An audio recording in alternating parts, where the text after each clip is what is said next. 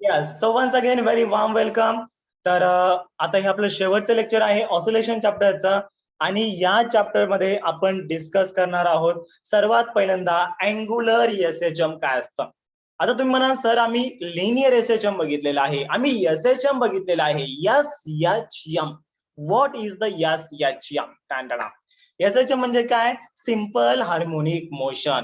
आणि simple harmonic मोशनची मी तुम्हाला definition सांगितली होती. काय डेफिनेशन सांगितली होती? अरे एकदम इझी आहे. The periodic motion in which, yes, the periodic motion in which force is highly proportional to displacement and they are in the opposite direction. बरोबर आहे.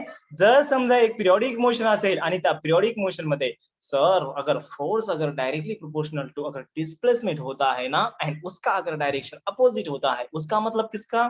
उसका उसका मतलब फोर्स एंड डिस्प्लेसमेंट का, ये दोनों का अगर डायरेक्शन भैया अपोजिट है तो मान लो, कंसिडर करो, उस पिरियोडिक मोशन को हम क्या बोलेंगे? एसएचएम बोलेंगे. That is the linear SHM बोलेंगे. आता या ठिकाणी कन्सेप्ट आलेला आहे. कोणता कन्सेप्ट आलेला आहे? अँग्युलर एसएचएम चा कन्सेप्ट आलेला आहे. म्हणजे पेंडुलम लिनियर मोशन होती, बरोबर आहे. जर समजा अँग्युलर मोशन, आता या ठिकाणी कन्सिडर करा हा एक मॅग्नेट आहे आणि या मॅग्नेटला आपण काय केलेलं आहे, किंवा कन्सिडर करा, हा ठीक आहे आपण मॅग्नेट कन्सिडर करा, या मॅग्नेटला, या बार मॅग्नेटला काय केलेलं आहे, एका दोरीनं असं मी टांगलेलं आहे आणि त्याला मी काय केलेलं आहे, असं डिफ्लेक्ट केलेलं आहे. मग मला सांगा बार मॅग्नेटला समजा जर मी डिफ्लेक्ट केलं तर तो काय होईल? असा टॉर्जनल मोमेंट तयार होईल, बरोबर आहे. टॉर्क तयार होईल त्याच्यामध्ये, तो बार मॅग्नेट असा रोटेट होईल, असा ऑसोलेट होईल, बरोबर आहे. मग याला म्हणायचं अँग्युलर एसएचएम. याच्यामध्ये तुम्हाला काय करायचं? फक्त फोर्सला रिप्लेस करायचंय टॉर्कनं आणि directly proportional to as it is minus as it is. आणि एक्स म्हणजे काय असतं रे? लिनियर डिस्प्लेसमेंट असतं. मग या ठिकाणी अँग्युलर मोशन असल्यामुळे या ठिकाणी काय येणार आहे? अँग्युलर डिस्प्लेसमेंट येणार आहे. आणि अशा मोशनला काय म्हणायचं? अँग्युलर एसएचएम म्हणायचं. येते लक्षामध्ये? काय म्हणायचं? Angular SHM. Okay, linear SHM, angular SHM. फोर्सला रिप्लेस करा टॉर्कनं आणि लिनियर डिस्प्लेसमेंटला रिप्लेस करा अँग्युलर डिस्प्लेसमेंटनं. चला मला एकदा सांगा बरं, कन्सेप्ट सर्वांना समजला का अँग्युलर एसएचएम चा?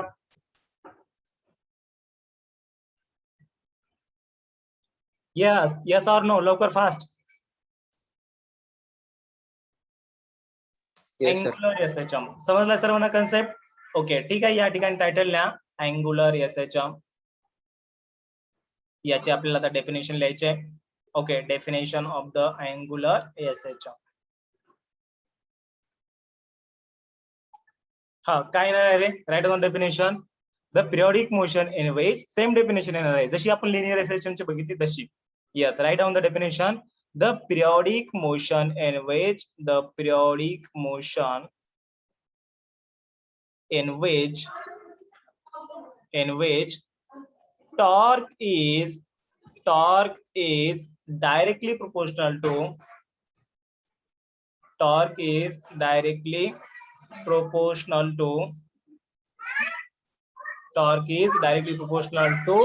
angular displacement.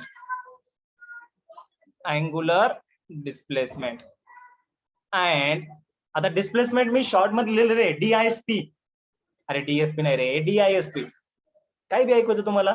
डीआयएसपी, displacement. Okay, angular displacement and yes, and they are acting in the opposite direction. They म्हणजे कोण?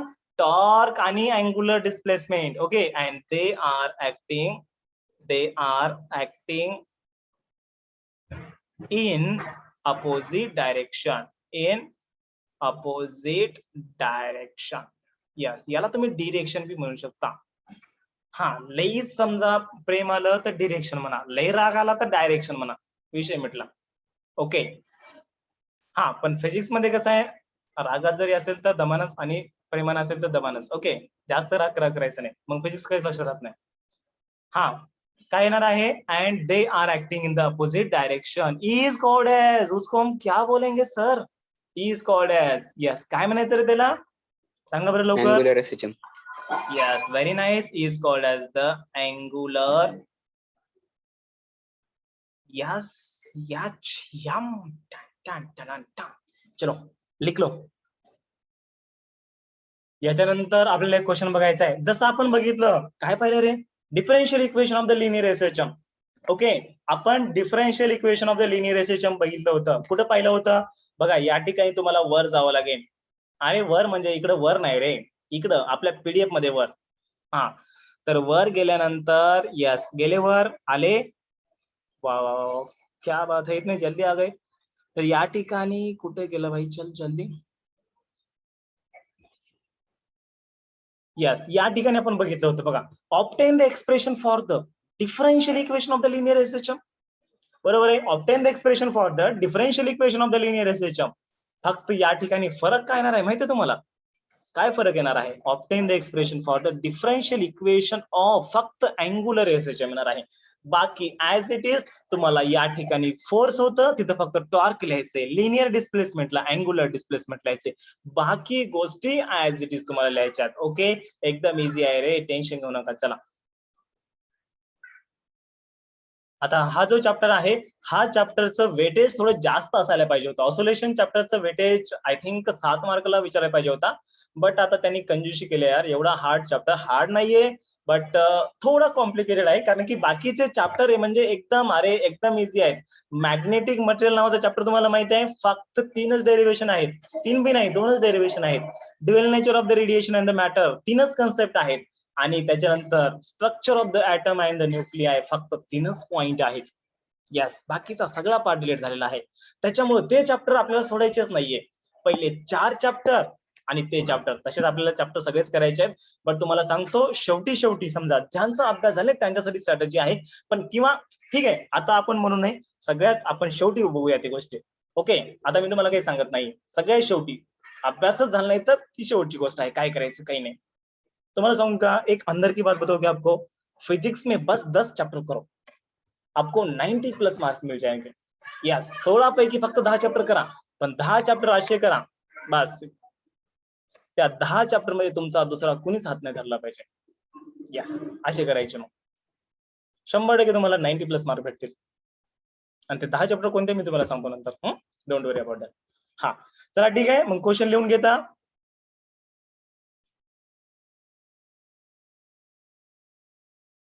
Yes sir. ओके, हा, right on the question.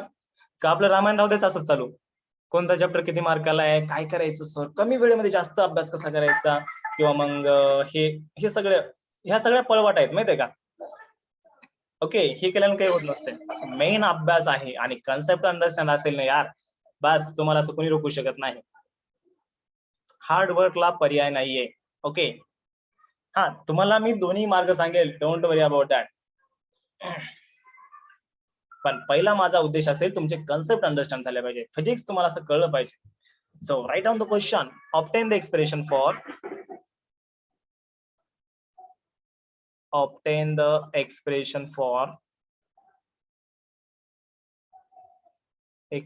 for differential equation, obtain the expression for differential equation of, त्या ठिकाणी काय होतं रे, linear SHM होतं. बरोबर आहे, मी तुम्हाला काय सांगितलं होतं, फक्त लिनियरला काय करा, रिप्लेस करा. कशानं, अँगुलरनं. यस, काय येणार आहे, of angular SHM. Okay, of angular SHM. Yes, आलं लक्षामध्ये. चला ठीक आहे, 2 मिनिटांमध्ये क्वेश्चन आपण सॉल्व्ह करूया. त्याच्यानंतर तुम्हाला माहित आहे, yes, according to the definition of the angular SHM. हा, काय येणार डेफिनेशन, अकॉर्डिंग टू, पहिला पॉइंट आपला, according to definition of the angular SHM. Definition spelling DEFI असते. आता काही काही मुलं DEFI लिहितात, नेशनला NATI लिहितात. ओके, डेफिनेशन नसतं, डेफिनिशन असतं ते. हा, काही मुलांना माहित आहे. ओके, लक्ष असू द्या. According to the definition of angular SHM, काय डेफिनेशन आहे रे, आता सांगितले अँगुलर एसएचएम ची. The periodic motion in which torque is directly proportional to the angular displacement and they are in the opposite direction. Correct, ही definition सांगितली ना. अरे या ठिकाणी मी तुम्हाला सिम्बॉलिक फॉर्म मध्ये लिहायचं विसरून गेलो. या ठिकाणी देअरफॉर लिहायचं tau is directly proportional to the theta and tau equals to minus theta. का, कारण की दोघांची डायरेक्शन अपोजिट आहे. ओके, म्हणजे torque is directly proportional to angular displacement. म्हणजे काय येणार आहे या ठिकाणी, tau is directly proportional to the minus of theta. त्याच्यानंतर या ठिकाणी तुम्हाला एक कॉन्स्टंट घ्यायचा आहे, proportionality constant. Tau equals to काय येणार आहे, आपण प्रोपोर्शनॅलिटी कॉन्स्टंट हा सी घेऊया. आपण त्या ठिकाणी एफ इक्वल्स टू काय घेतलं होतं रे, yes F is directly proportional to काय होतं, हा सर -x होतं. आणि त्याच्यानंतर आपण के हा कॉन्स्टंट घेतला होता. त्या ठिकाणी आपण के हा कॉन्स्टंट घेतला होता. के हा काय असतो, प्रोपोर्शनॅलिटी कॉन्स्टंट. यालाच आपण काय म्हणतो, स्प्रिंग कॉन्स्टंट म्हणतो. ओके, या ठिकाणी सी काय आहे, C is the proportionality constant. आणि यालाच तुम्ही काय म्हणू शकता, टॉर्जनल कॉन्स्टंट पण म्हणू शकता. ओके, चला ठीक आहे. हा, त्याच्यानंतर या ठिकाणी तुम्हाला लिहायचंय where C is the proportionality constant. Okay, proportionality constant. आता ठीक आहे, गडबडीमध्ये समजा एखाद्या वेळेस अक्षर असं येईल. ओके, समजून घ्या तुम्ही यार. हा, तर tau equals to minus C theta आलेला आहे. त्याच्यानंतर मला एक गोष्ट सांगा रे, बटची गोष्ट सांगा, परंतु वाली आपली गोष्ट. बट टाऊ इक्वल्स टू काय असतं रे, tau equals to rotational dynamics मध्ये आपण फॉर्म्युला बघितला होता. कोणता formula, relation between the torque and the moment of inertia. Yes, कुणाला आठवत आहे का, टाऊ इक्वल्स टू एक आपण फॉर्म्युला बघितला होता बघा. काय होता रे formula, tau equals to relation between the torque and the moment of inertia. म्हणजे टॉर्क आणि I, that is the tau आणि आय याच्यामधलं एक रिलेशन होतं. टाऊ इक्वल्स टू काय होतं, आठवलंय कोणाला,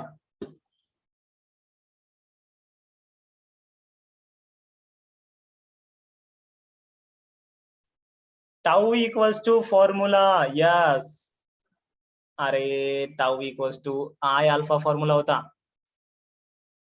नाही आठवत आहे, प्रूफ दाखवायचे तुम्हाला. किधर गया हमारा रोटेशनल डायनामिक्स, चल भाई जल्दी चल. ओके, बघा पुढं पाठ मागं सपाट करू नका. रिवाइज करत चला. बघा या ठिकाणी फॉर्म्युला होता का, tau equals to I alpha. म्हणजे तुम्हाला एकच सांगितलं, फिजिक्सला फक्त 15 दिवस द्या, त्याच्यानंतर द्यायची गरज नाही. एकदा पाठ करा, अरे त्याच्यानंतर तेच असतं, बस विषय संपला. तुम्हाला नवीन वाटतं कारण की तुम्ही पाठ करत नाही. बट एकदा जर पाठ केलं, आणि तुम्हाला माहितीये का, हुशार विद्यार्थी म्हणजे काय असेच हुशार होतात काय, नाही. ते फक्त एकदा अभ्यास करतात, नंतर रिव्हिजन करतात, आणि नंतर त्याच कन्सेप्ट असतात. विषय मिटला भाऊ, लई सोपं आहे फिजिक्स. ओके, फक्त तुला वेळ द्यायचा आहे. आलं लक्षामध्ये, tau equals to I alpha. Yes, मग मी काय केलं या ठिकाणी, अरे तोच तर फॉर्म्युला घेतलाय. Yes, tau equals to I alpha. यार अरे किधर गया भाई तू, ऐसा मत कर यार, हमारा एकुलता एक चैप्टर है सॉल्यूशन का, ऐसे कर रहा है तू. हाँ हाँ, चलो ऐसे करना पड़ता है कभी कभी. तर टाऊ इक्वल्स टू काय आहे, आय अल्फा आहे. मला वाटतं या फॉर्म्युल्याला मला ग्रीन कलर मध्ये लिहायला पाहिजे. Yes, tau equals to I alpha. मग अल्फा काय असतं रे, yes what is the alpha, angular acceleration असतं. What is the I, moment of inertia असतो. मग काय करा, याची व्हॅल्यू काय करा, इक्वेशन 1 मध्ये पुटअप करा. सो त्याच्यानंतर तुम्हाला लिहायचंय from equation 1. So from equation 1 काय येणार आहे, या ठिकाणी टाऊच्या ठिकाणी तुम्हाला पुटअप करायचंय I alpha which is equals to minus of C theta. आणि याला काय करा, आता इक्वेशन नंबर 2 नाव द्या. त्याच्यानंतर अल्फाची गोष्ट तुम्हाला माहित आहे, अल्फा म्हणजे काय असतं, alpha is the angular acceleration. Sir ये तो हमें पता है, हमने रोटेशनल डायनामिक्स में स्टडी किया है. Yes, alpha is the angular acceleration. आणि एंगुलर एक्सेलरेशन ची definition, it is the rate of change of angular velocity with respect to time, that is the d omega upon dt. त्याच्यानंतर काय करा, d by dt ला as it is put up करा. आणि omega म्हणजे काय, yes yes, what is the omega, rate of change of the angular displacement with respect to time. ह्या दोन डेफिनेशन लिहिल्या. त्याच्यानंतर अरे आठवाले काय काही, अभ्यास लक्षात आले ना. Yes sir. Yes, that's nice. Okay, तर त्या ठिकाणी बघा d by d t into d theta upon D t. तर 2 वेळेस डी असल्यामुळे डी स्क्वेअर थिटा अपॉन या ठिकाणी येणार आहे डी टी स्क्वेअर. मग याला लिहायचंय आय. मग अल्फाच्या ठिकाणी मी लिहू शकतो, यस ऑफकोर्स लिहू शकतो. तर तुम्हाला लिहायचंय मग या ठिकाणी from equation second. From equation second, equation second क्या है सर, अरे ऊपर देखो, ऊपर वाले की तो सब कुछ कृपा है. तर या ठिकाणी बघा काय इक्वेशन, आय इंटू अल्फा म्हणजे काय, yes D two theta upon D T square. त्याच्यानंतर which is equal to minus C into theta. आता काय करा, आय ला पलीकडे पाठवा. इकडे आय मल्टिप्लिकेशन मध्ये आहे, इकडे गेल्यानंतर कशामध्ये जाईल रे तो, डिवायडेशन मध्ये जाईल. येस और नो, Yes, sir.